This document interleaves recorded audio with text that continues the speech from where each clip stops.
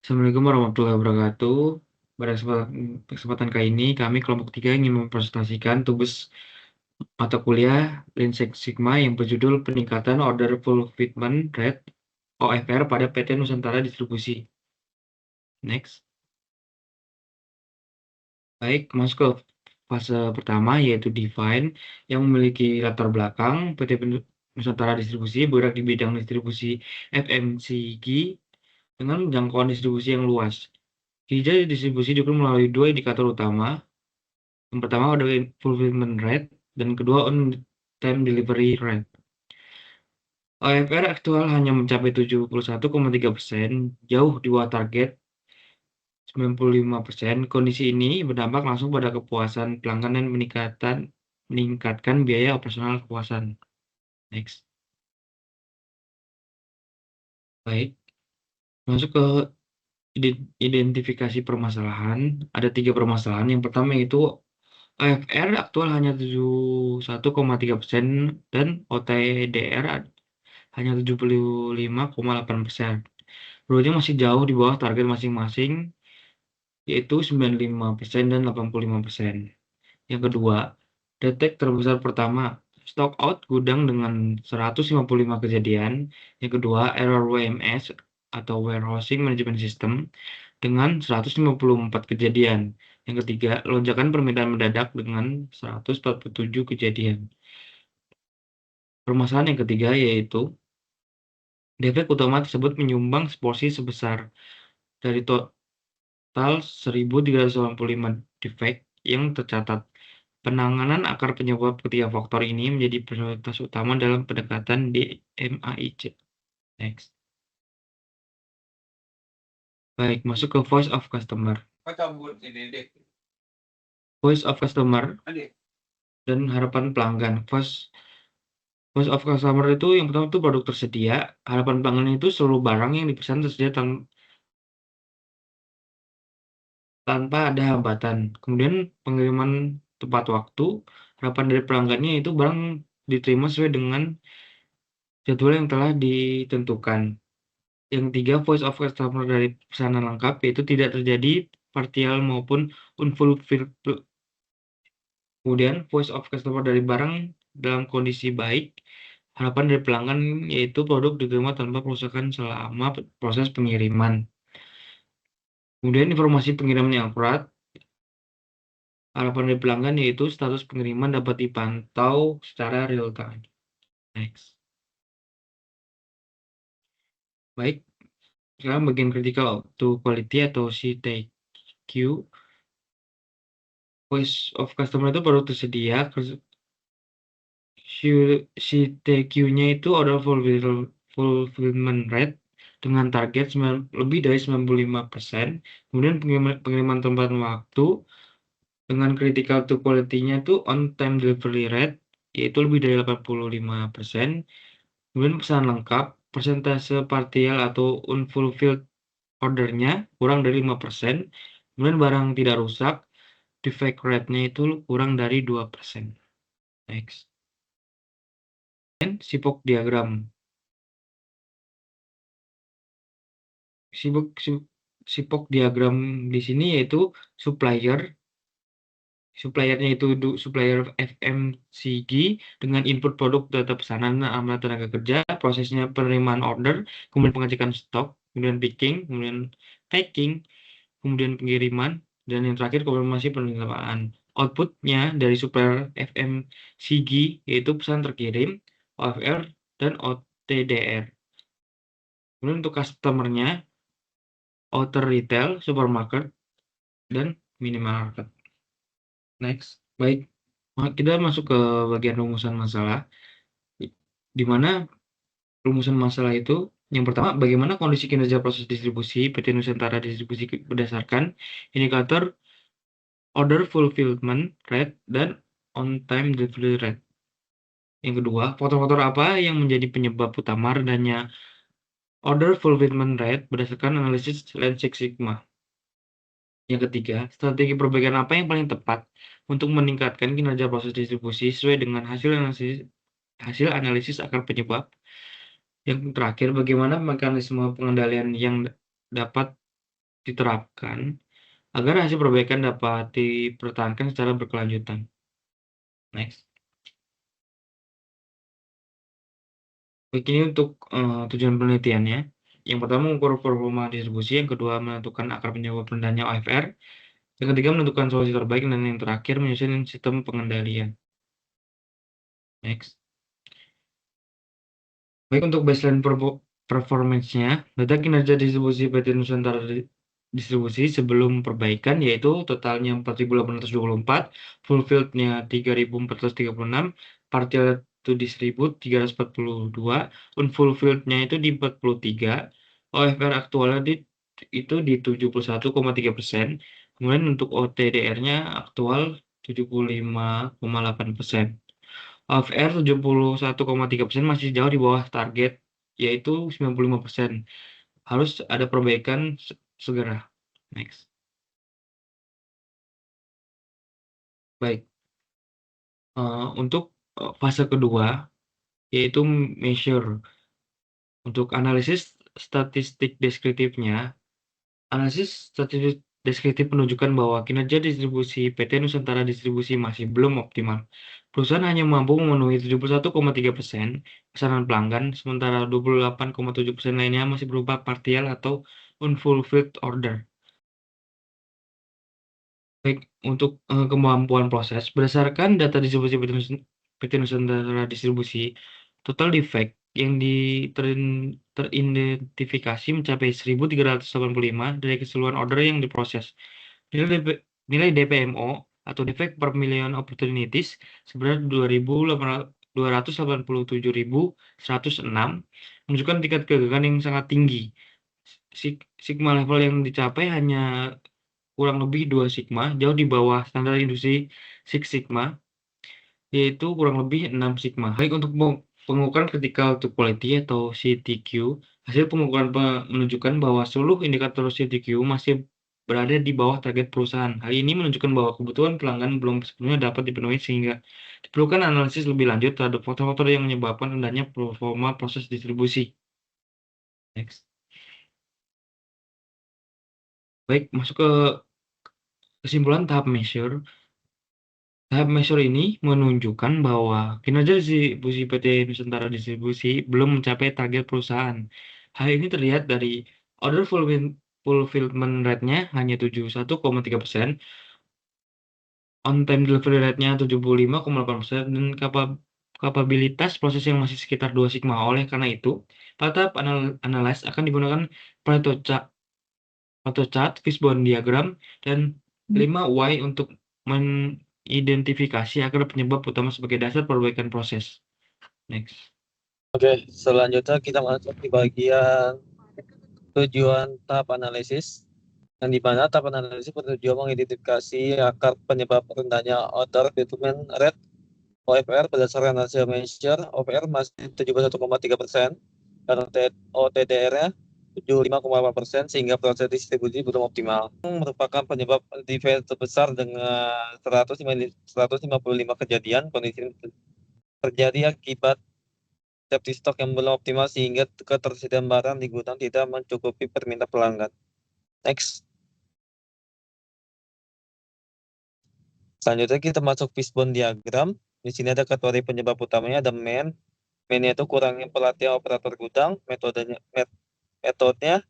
SOP picking tidak standar, makernya error WMS, dan sistem tidak terintegrasi, materialnya safety stock belum optimal, inventory man-nya lonjakan permintaan tak terduga. Dan kita masuk analisis YW diagram tadi. Di pertama ada safety stock dari recorder point yang belum optimal, tidak ada formula baku untuk menghitung safety stock, sehingga stok sering habis sebelum reorder dilakukan. Yang kedua ada efektivitas WMS masih rendah, sistem WMS belum terintegrasi penuh dengan proses operasional, sehingga terjadi error pencatatan stok yang mengakibatkan data tidak akurat dan picking terganggu. Selanjutnya ada cost tracking demand belum optimal, metode peramalan permintaan belum menggunakan data historis yang memadai, sehingga lonjakan permintaan tidak terantisipasi dan stok tidak mencukupi kebutuhan pelanggan. Next. Selanjutnya ada prioritas root cause. Yang pertama ada stok gudang. Prioritas utama yang menyebabkan rendahnya OFR dengan jumlah defectnya yaitu mencapai 155 kejadian, menjadikan faktor terbesar yang menghambat pemenuhan pesanan secara penuh dan tepat waktu. Selanjutnya ada error OMS menjadi prioritas kedua dengan 154 kejadian defect kesalahan sistem dalam catatan stok dan pemrosesan order, menyebabkan ketidakakuratan data yang berdampak langsung pada kegagalan pemenuhan pemesanan. Selanjutnya ada forecasting demand yang belum optimal terjadi sebanyak 147 kejadian. Next. Selanjutnya alternatif intervensi. Yang pertama ada optimasi rute pengiriman. Yang kedua ada perbaikan SOP picking. Yang ketiga reserving safety stock. Yang keempat ada forecasting demand. Yang kelima ada penambahan armada. Next. Selanjutnya ada solusi yang dipilih. Yang pertama optimasi rute pengiriman, yang dimana penyusunan ulang rute distribusi menggunakan algoritma optimasi untuk meminimalkan jarak tempuh dan meningkatkan efisiensi pengiriman harian. Yang kedua, revisi safety stock dan reorder point, perhitungan ulang safety stock berbasis data histori dan variabel permintaan untuk mencegah stok di gudang distribusi. Yang terakhir ada forecasting demand, implementasi metode peramalan permintaan yang lebih akurat menggunakan data tren dan musiman untuk mendukung perencanaan stok optimal. Next. Dilakukan melalui simulasi what if analisis untuk menentukan kombinasi perbaikan yang memberikan peningkatan kinerja terbesar dengan biaya yang paling efisien. Selanjutnya ini ada alternatif intervensinya, yaitu dari kelima alternatif tersebut memiliki biaya implementasi dan kontribusi peningkatan order fulfillment rate yang berbeda. Oleh karena itu diperlukan evaluasi untuk menentukan kombinasi intervensi yang paling optimal sesuai dengan batas anggaran perusahaan. Dari hasil simulasi improve ini, dari indikator order fulfillment rate baseline-nya 71,3% menjadi 90%,3, perubahannya itu 19 poin. Dan on time delivery dengan baseline awal 75,8% dan menjadi proyeksinya menaik jadi 86,8%, yang perubahannya jadi 11 poin. Dengan total biaya implementasi 150 juta dan tidak ada sisa. Selanjutnya dari hasil analisis cost benefit menunjukkan bahwa kombinasi intervensi yang dipilih layak untuk diimplementasikan dengan benefit cost ratio sebesar 1,8 dan payback periode 6,1 bulan. Nilai tersebut menunjukkan bahwa manfaat investasi lebih besar daripada biaya yang dikeluarkan, serta modal dapat kembali dalam waktu kurang dari 1 tahun. Selanjutnya masuk ke evaluasi trade-off pemilihan intervensi. Keputusan memilih intervensi A, C, dan D mengandung konsekuensi bahwa salah satu akar penyebab utama yaitu error warehouse management system belum dapat ditangani secara langsung pada tahap implementasi pertama. Kondisi tersebut merupakan bentuk trade-off akibat keterbatasan anggaran implementasi. Oleh karena itu, perusahaan perlu memastikan bahwa aspek WMS tetap dipantau secara berkala pada tahap kontrol. Pada kesimpulan tahap improve menunjukkan bahwa kombinasi optimasi rute pengiriman, revisi safety stock dan replenishment serta forecasting demand merupakan alternatif terbaik. Intervensi ini meningkatkan order fulfillment rate dari 71,3% menjadi 90% dan on time delivery rate menjadi 86,8% dengan biaya sesuai anggaran 150 juta dan BCR 1,8 dan payback periode 6,1 bulan, yang menunjukkan solusi ini layak diterapkan. Tujuan tahapan kontrol, yaitu menjaga keberlanjutan hasil perbaikan hingga peningkatan order fulfillment rate tidak hanya bersifat sementara. Monitor kerja penggunaan control chart. Monitor dilakukan selama 26 minggu. Menggunakan control chart untuk mengevaluasi kestabilan proses distribusi. Hasil perhitungan menunjukkan nilai centerline sebesar 80,01%. Upper control limit sebesar 86,89%.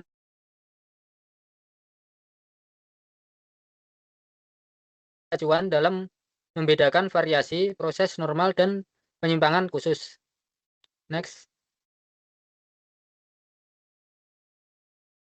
Baik, pada control plan, perusahaan menyusun control plan sebagai pedoman monitoring terhadap indikator kinerja utama seperti order fulfillment rate, one time delivery rate, direct rate, dan kerugian akibat defect. Setiap indikator memiliki target, frekuensi pengukuran, penanggung jawab, dan batas tindakan yang jelas hingga penyimpangan terhadap segera diketahui dan ditindaklanjuti. Pada reaction plan, selain melakukan monitoring, perusahaan juga menyusun reaction plan sebagai prosedur penanganan ketika indikator kinerja berada di luar batas kendali.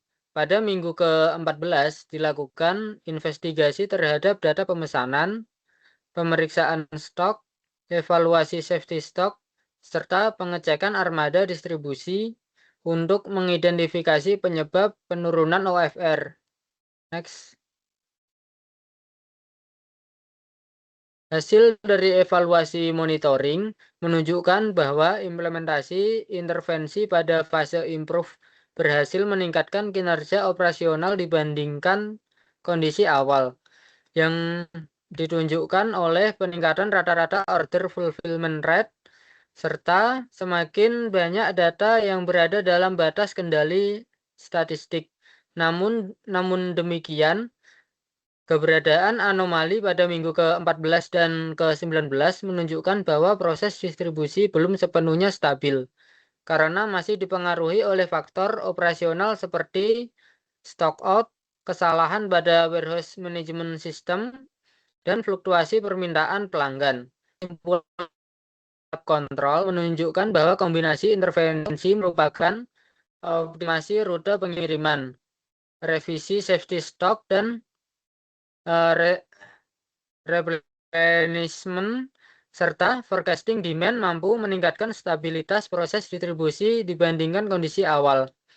Sebagian besar hasil monitoring telah berada dalam kasus batas kendali statistik meskipun masih ditemukan beberapa anomali yang memerlukan investigasi lebih lanjut. Pelaksanaan proyek peningkatan order fulfillment rate menggunakan metodologi Lean Six Sigma memberikan pemahaman bahwa penyelesaian permasalahan operasional harus didasarkan pada analisis data yang sistematis, bukan sekadar asumsi. Hasil analisis menunjukkan bahwa rendahnya OFR dipengaruhi oleh stock out, kesalahan pada WMS, dan lonjakan permintaan pelanggan. Next.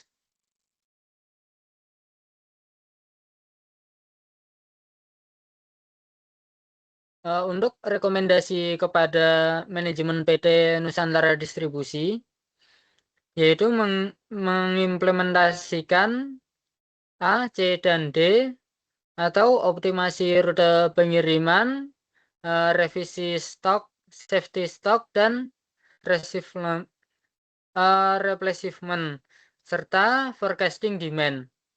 Nah, pengembangan warehouse management system melalui peningkatan integrasi sistem, validasi data otomatis, dan pelatihan pengguna untuk mengurangi kesalahan operasional. Lalu melakukan monitoring KPI secara berkala. Lalu yang terakhir menerapkan budaya continuous improvement melalui evaluasi rutin, pemanfaatan data historis, dan peningkatan koordinasi antar divisi untuk menjaga kualitas layanan distribusi serta berkelanjutan. Next. Baik, sekian presentasi dari kelompok kami. Kurang lebihnya mohon maaf. Assalamualaikum warahmatullahi wabarakatuh.